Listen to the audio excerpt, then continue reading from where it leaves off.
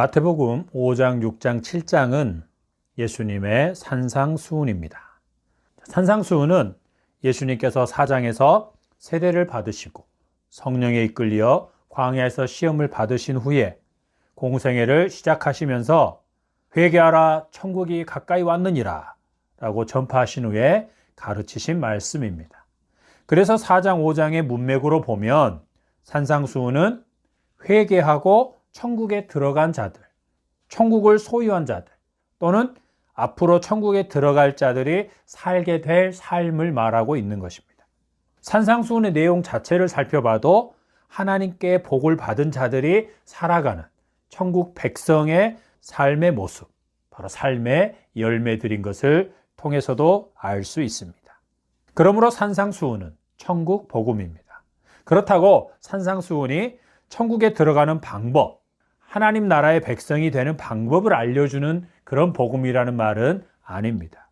로마서의 말씀처럼 율법은 죄인들을 예수님께로 인도하는 초등교사, 옛날 번역은 몽학선생, 그런 초등교사가 되어 죄인들로 하여금 예수님을 믿어 의롭다함을 얻게 하지만 산상수훈은 그런 율법이 아닙니다.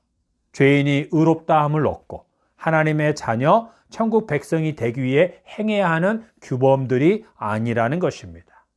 산상수훈은 하나님의 택하심을 받아 예수님을 구주와 주님으로 믿어 하나님의 자녀요 하나님의 백성이 된 자들이 마땅히 살아야 하는 삶의 모습입니다.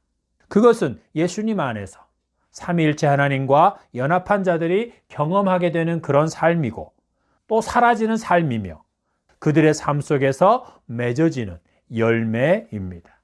하나님의 택하심을 받아 거듭나서 예수 그리스도를 믿어 새 사람이 된 사람들은 산상수훈대로 살아가게 되어 있는 것입니다. 아멘.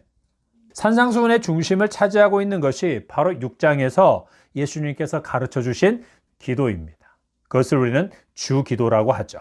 주기도의 핵심은 무엇입니까? 하나님의 나라와 의를 구하는 기도입니다.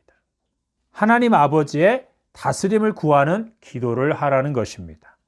그 기도의 응답은 무엇입니까? 하나님께서 성령을 부어주셔서 말씀대로 순종하며 살게 하시는 것입니다. 이와 같이 산상수훈은 하나님 아버지의 자녀들이 아버지의 다스림을 기뻐하면서 그분의 다스림을 구하고 그분의 뜻이 이루어지기를 구할 때 그 기도의 응답으로 사라지는 삶을 말하고 있습니다. 산상수훈은 예수 그리스도로 말미암아 예수 그리스도 안에서 살아가는 공동체, 하나님 나라의 삶을 사는 공동체로서 악하고 음란한 세상 속에서 새로운 사회의 모습을 대안으로 제시하고 있는 것입니다. 산상수훈의 첫 부분인 오늘 본문은 팔복, 8가지의 복에 대해서 말씀하고 있습니다. 본문의 말씀은 8가지의 복에 대해서 설명하고 그 복을 받는 방법, 복을 받을 조건을 알려주고 있는 말씀이 아닙니다. 예를 들어서 천국을 소유하는 복을 받고자 하느냐? 그렇다면 심령이 가난한 자가 되어야 한다. 또는 위로를 받는 복을 받고자 하느냐? 애통하는 자가 되어야 한다. 이런 식이 아니라는 것입니다. 하나님의 자녀요, 하나님의 백성이 되어 천국을 유업으로 받는 것은 혈통으로나 육체적인 노력으로나 사람의 뜻이나 의지로 되는 것이 결코 아닙니다. 오직 하나님께로부터 난 자만이 하나님의 자녀가 되어 천국을 유업으로 받고 천국 백성으로서 그분의 말씀대로 살아가게 되는 것입니다. 오늘 본문 팔복은 예수님께서 하나님 아버지께 복을 받은 자들에 대해서 선포하시는 말씀입니다. 그들이 하나님 아버지께로부터 8가지의 복을 이미 받았다는 것입니다. 본문의 복은 헬라어 마카리오스로서 번역하면 오 행복하여라, 기뻐하여라, 즐거워하라는 그런 뜻입니다. 신명기 33장 29절에서 모세는 이스라엘 백성들을 향해 이렇게 선포합니다. 이스라엘이여 너는 행복한 사람이로다. 여호와의 구원을 너같이 얻은 백성이 누구냐? 그는 너를 돕는 방패시요 내 영광의 칼이시로다. 내 대적이 내게 복종하리니 내가 그들의 높은 곳을 밟으리로다. 아멘. 모세는 약속의 땅인 가나안 땅을 코앞에 둔 이스라엘 백성들에게 그들이 참으로 행복한 사람, 복 있는 사람, 복을 받은 사람들이라고 말하고 있습니다. 이스라엘 백성들은 이미 복을 받은 자들입니다. 이스라엘이 행복한 사람, 복이 있는 사람인 것은 애굽에서 종살이하던 그들을 하나님께서 크신 능력과 펴신 팔로 구원해내어 그들을 하나님의 백성으로 삼아 주셨기 때문입니다. 또한 그들에게 젖과 꿀이 흐르는 땅을 약속해 주시고 지금 그 땅 앞에까지 인도해 주셨기 때문입니다. 그들은 곧 그 땅을 차지하게 될 것입니다. 이스라엘이 정말로 큰 복을 받은 자요, 행복한 자인 것은 하나님께서 그들과 언약을 맺으시고 그들을 하나님의 백성으로 삼으시고 하나님께서 그들의 하나님이 되어주신 것입니다. 이것은 엄청난 큰 복입니다. 모세는 이스라엘이 이미 복을 받은 자, 행복한 자이기 때문에 그렇게 선언한 것입니다. 이스라엘 백성들의 그 입장이나 그들이 처한 상황을 근거로 말한 것이 아니라 하나님의 관점에서, 하나님의 관점으로 보고 그렇게 선언한 것입니다. 이스라엘이여, 너는 행복한 사람이로다. 영어로는 Blessed are you, O Israel. 너는 행복한 사람이로다, 이스라엘이여. 이렇게 말하고 있는 거죠. 자, 이것은 도치문입니다. 복을 받은 사람이다, 행복한 사람이라는 것을 강조하기 위해서 문장의 구조를 앞뒤 순서를 바꿔놓은 것입니다. 마찬가지로 오늘 본문도 헬라어로는 도치문으로 되어 있습니다. 블레스드가 앞에 나온다는 거죠. 영어 성경은 도치문을 그대로 번역했는데 우리나라는 그냥 그 어순에 따라 평이하게 번역해 놓은 것입니다. 그래서 이 도치문의 그 어감, 그 의미들이 잘 살아나지 못하고 있습니다. 도치문을 그대로 번역하면 이렇습니다. 복이 있도다. 심령이 가난한 자여. 천국이 너의 것이다. 또는 너는 행복한 사람이다. 심령이 가난한 자여. 천국이 너의 것이다. 이렇게 번역할 수 있죠. 이해를 돕기 위해서 좀 더 의역해 보면 이렇게 말할 수 있습니다. 심령이 가난한 자는 하나님께 복을 받은 자다. 천국이 저희 것이다. 이렇게 표현할 수 있습니다. 심령이 가난한 자라는 것이 이미 그가 하나님께 복을 받은 자라는 것을 증거합니다.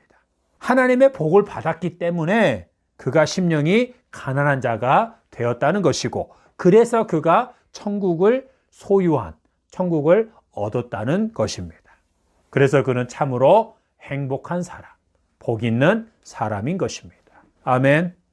오늘 본문에서 8번에 걸쳐서 나오는 복이 있나니 라는 표현은 복이 있는 자, 복을 받은 자라는 의미로서 그가 하나님께서 구원하여 자녀로 삼아주신 자라는 것임을 말하고 있습니다.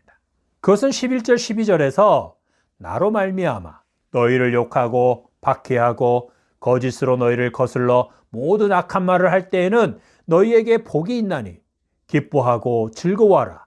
하늘에서 너희의 상이 큼이라고 말씀하신 것에서도 알 수 있습니다.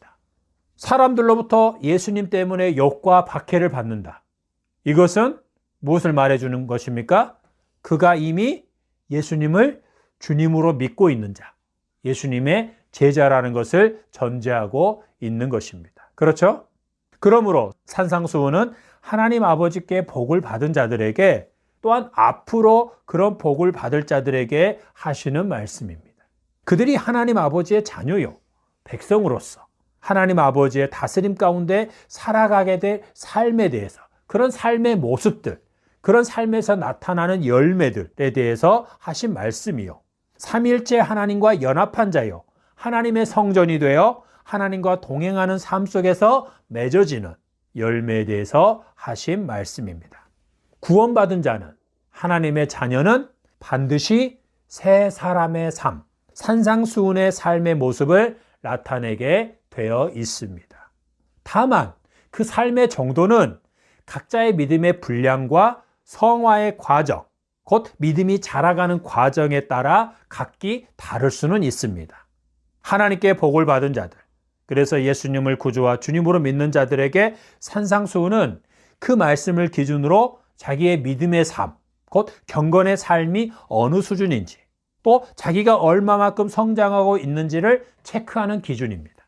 그리고 예수님의 장성한 분량에까지 자라가기를 힘써야 하는 매뉴얼이라고 말할 수 있습니다. 우리가 자라간다는 것은 우리의 믿음이 자라간다는 것입니다.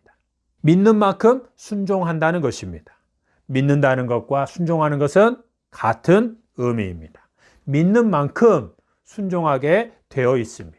순종하는 만큼 믿고 있는 것입니다. 우리가 예수님의 분량에까지 자라간다는 것은 예수님께서 죽기까지 하나님 아버지께 복종하셨듯이 우리도 하나님 아버지께 죽는 순간까지 복종하는 삶을 산다는 것입니다. 성경에서 말하는 복종은 무엇입니까?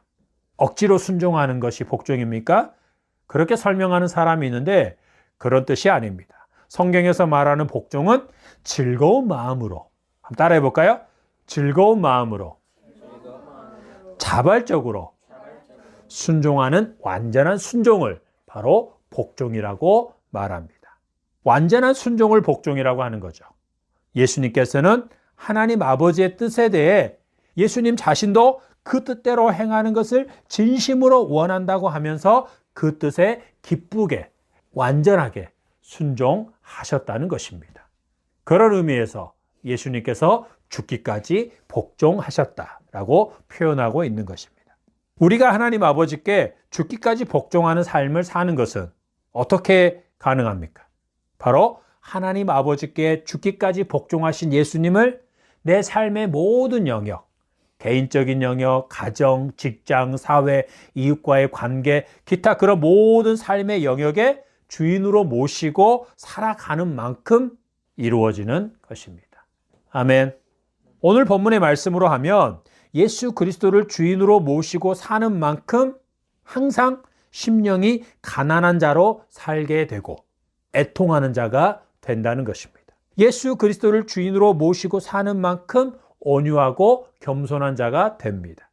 예수 그리스도를 주인으로 모시고 사는 만큼 의에 줄이고 목마른 자로 살고 긍휼히 여기는 자가 되며 마음이 청결하고 화평하게 하는 자로 살게 됩니다.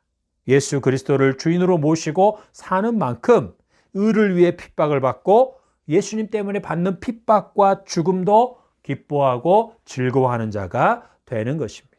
오늘 본문의 팔복을 포함하여 예수님께서 가르치신 모든 말씀들은 예수님께서 하나님 아버지와의 관계에서 온전하게 순종하며 사신 것들이었습니다.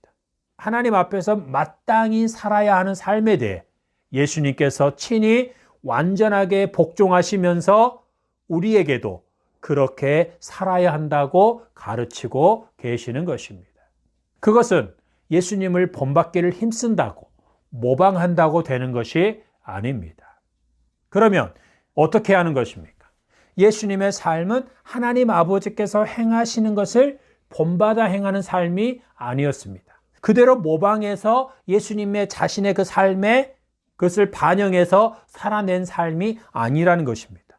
예수님의 삶은 곧 하나님 아버지의 삶이었습니다. 무슨 말입니까? 예수님과 하나님 아버지께서 하나가 되어 아버지께서 예수님 안에, 예수님이 아버지 안에 거하시는 하나가 되어 사신 삶이 바로 예수님의 공생애였던 것입니다. 그래서 예수님의 삶은 하나님 아버지의 삶이었고 아버지의 삶이 곧 예수님의 삶이었던 것입니다.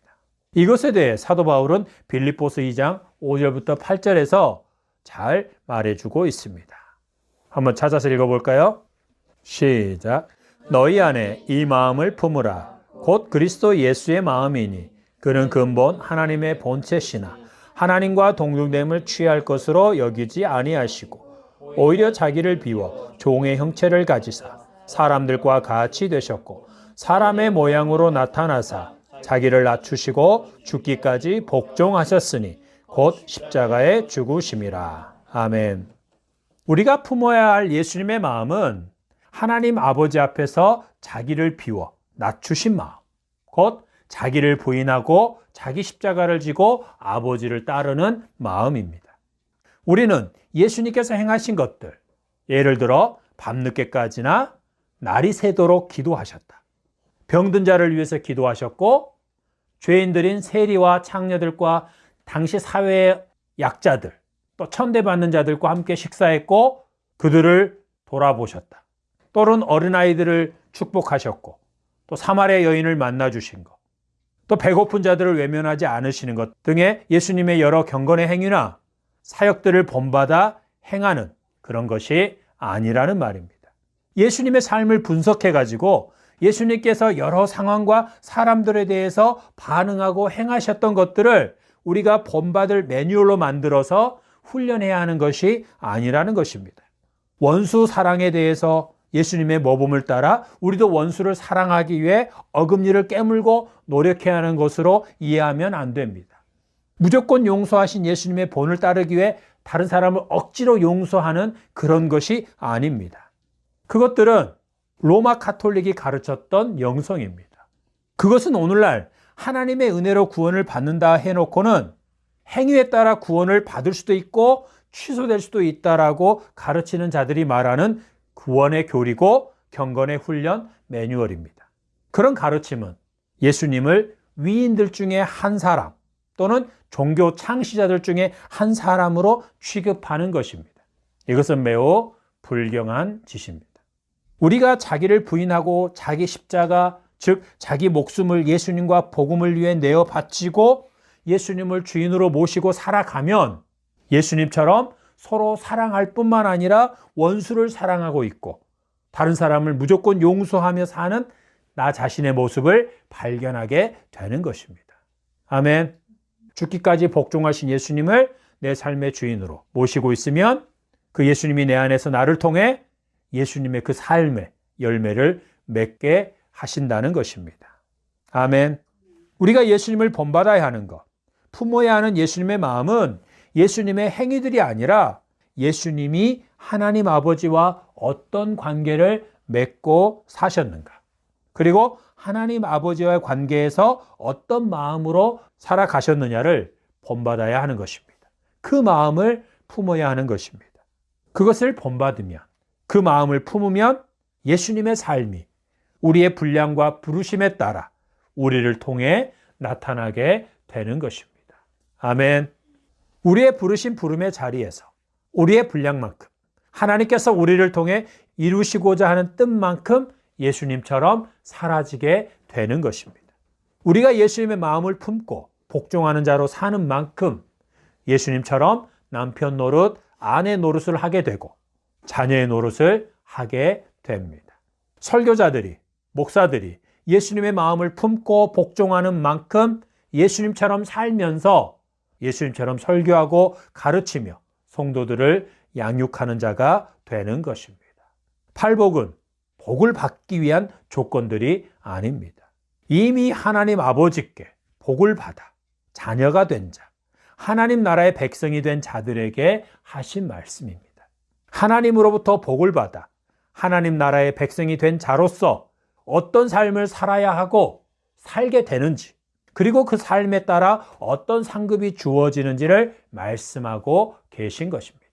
그런데 어떤 사람들은 이 팔복을 단계적인 것으로 설명하면서 궁극적인 구원을 향해 나아가는 단계, 그 단계를 하나하나 지나가야 천국에 들어갈 수 있는 것으로 설명하고 가르치는 자들이 있습니다. 이런 설명과 가르침은 그들이 다음과 같은 신앙관을 가지고 있다는 것을 말해줍니다. 어떤 신앙관입니까?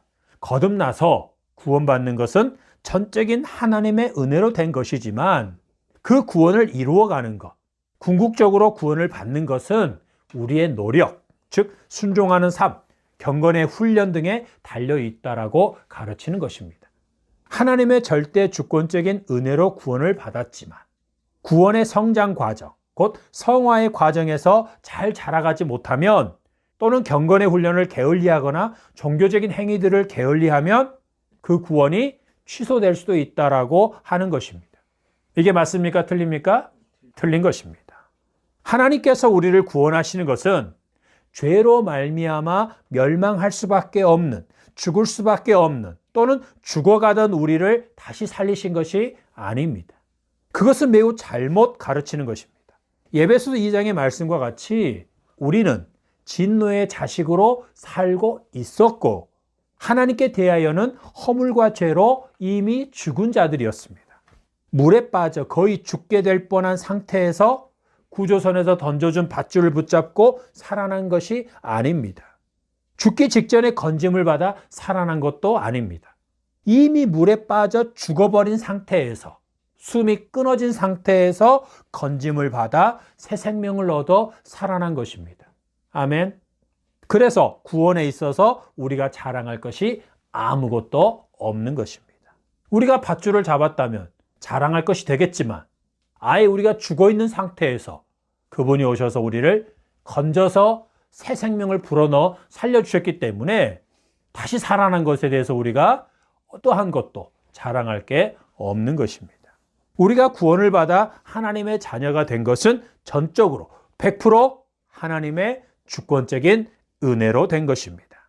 마찬가지로 성화의 과정에 있어서도 우리가 자라가는 과정에 있어서도 하나님의 은혜로 되는 것입니다. 성화의 과정에서 자라갈 때 제일 중요한 게 뭘까요? 순종입니다. 이 순종하는 것이 중요하는데 순종하는 것에 있어서 자라가려면 반드시 뭐가 있어야 됩니까? 순종할 만큼의 믿음이 있어야 합니다. 그런데 그 믿음은 누가 주십니까?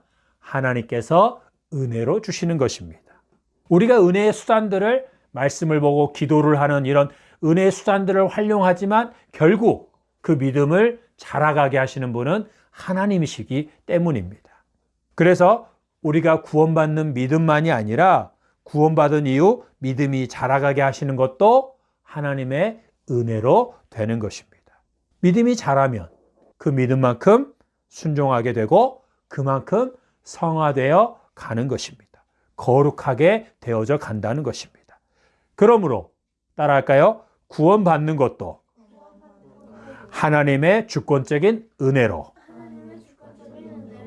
구원받은 이후 성화의 과정도 하나님의 주권적인 은혜로, 그리고 궁극적인 구원, 곧 하나님 나라에 들어가는 구원의 완성도 하나님의 주권적인 은혜로 이루어진다. 할렐루야. 아멘.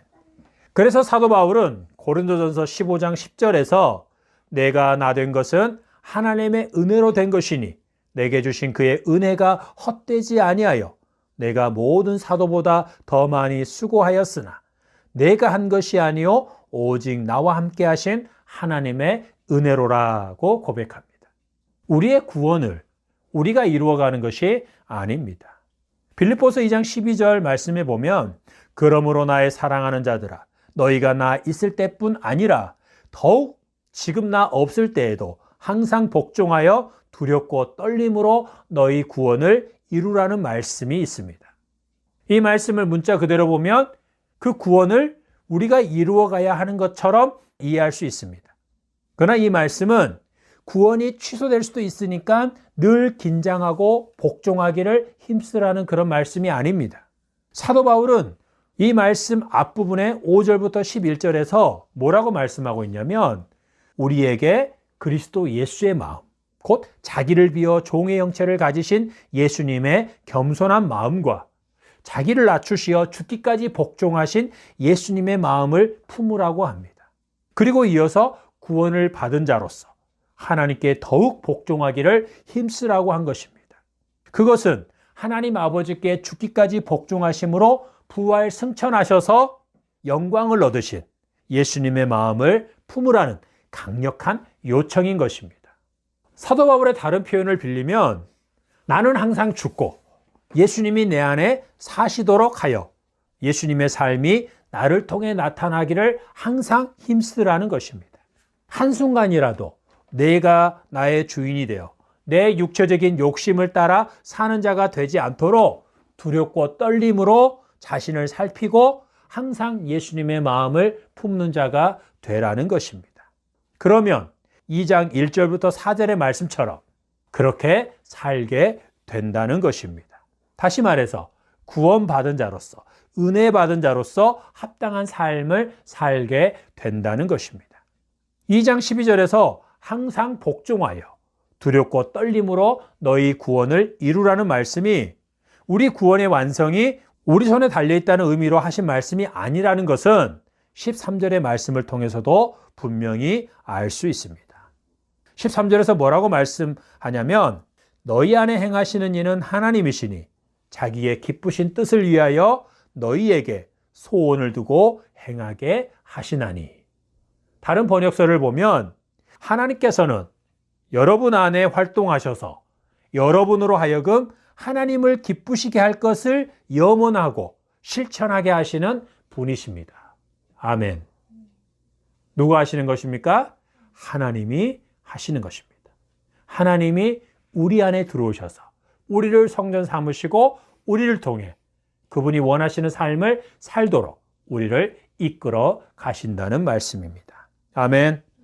그러므로 우리가 구원받아 천국 백성이 되는 것은 전적인 하나님의 은혜로 되는 것입니다. 그와 같이 우리가 궁극적으로 영원한 천국에 들어가는 것도 전적인 하나님의 은혜로 되는 것입니다. 하나님 아버지의 택하심을 바꾸거나 취소할 자는 아무도 없습니다. 택함 받은 우리조차도 그것을 취소할 능력이 없습니다. 구원의 문제를 가지고 성도들을 위협하거나 겁박하는 설교자들을 가까이 하지 마십시오. 이 구원의 문제를 가지고 종교적인 행위들을 강조하면서 교회와 목회자에 대한 순종을 요구하고 충성을 요구하는 자들을 조심하십시오. 그들은 사도들의 가르침에서 벗어난 자들입니다. 그들은 다른 복음을 가르치고 있는 것입니다. 우리는 이미 구원받아 하나님 아버지의 자녀가 되었지만 아직 우리의 구원이 완성되지 않은 과정에서 살고 있습니다. 그런 시점에서 살고 있다는 겁니다. 그런 우리가 꼭 기억해야 할 것이 있습니다. 그것은 무엇입니까? 하나님 아버지께서 예수 그리스도로 말미암아 우리에게 진리의 영, 곧 우리를 진리 가운데로 인도하여 하나님의 그 말씀대로 순종하게 하시는 성령님을 보내주셨다는 것입니다. 또한 빌립보서 1장 6절의 말씀처럼 우리 안에 착한 일, 곧 우리를 구원하여 자녀로 삼아 우리를 통해 그분의 뜻을 이루어 가시는 일을 시작하신 하나님께서 그리스도 예수의 날, 언제입니까? 곧 예수님께서 다시 오셔서 모든 피조물을 심판하시는 날까지 그 일을 완성하실 것을 확신해야 합니다. 자녀인 우리는 심판의 부활이 아니라 지옥 심판을 받기 위해서 심판의 부활로 나오는 것이 아니라 영원한 생명을 얻기 위한 생명의 부활로 나올 자들입니다. 아멘.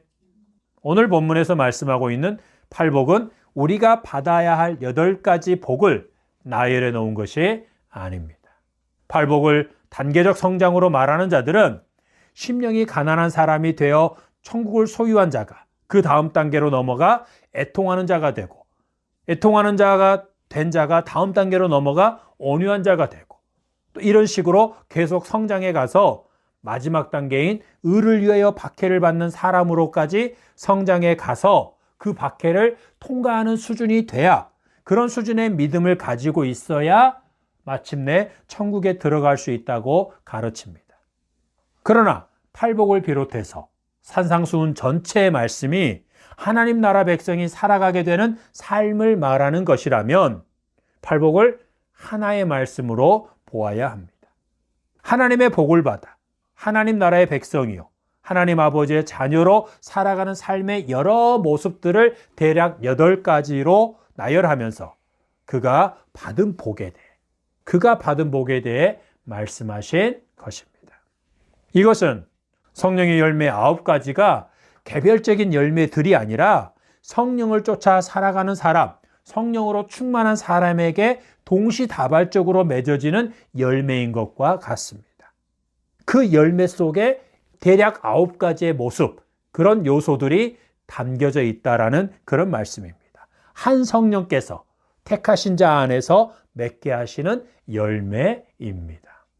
그러므로 팔복을 신앙 성장이나 성화의 단계로 이해하여 우리의 구원을 완성해가는 것으로 이해하면 절대 안 됩니다.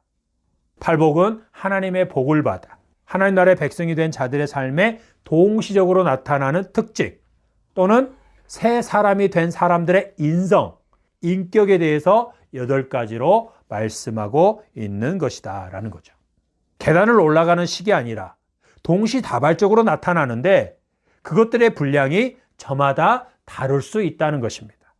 애통하는 것이나 긍휼히 여기는 데 있어서 충분한 분량, 곧 예수님의 분량에까지 자라지 못했지만 그가 예수님을 위해 박해를 받고 순교하는 자가 될 수도 있습니다. 마음이 예수님만큼 청결하지 못하지만 화평케 하는 자가 될 수도 있습니다. 초대교회 성도들이 핍박의 시대에 7번째인 화평케 하는 자까지 자랐기 때문에 그 다음 단계로 그들이 핍박을 받았고 믿음으로 승리하여 천국에 들어간 것입니까? 아닙니다. 그들 중에는 사도들이 말한 것처럼 믿음이 약한 자도 있었고 믿음이 강한 자도 있었습니다. 젖을 먹어야 되는 자도 있고 단단한 음식을 먹을 수 있는 자도 있었다는 것입니다. 그리고 당시 많은 배교자들도 있었습니다. 어떤 사람이 배교를 했습니까?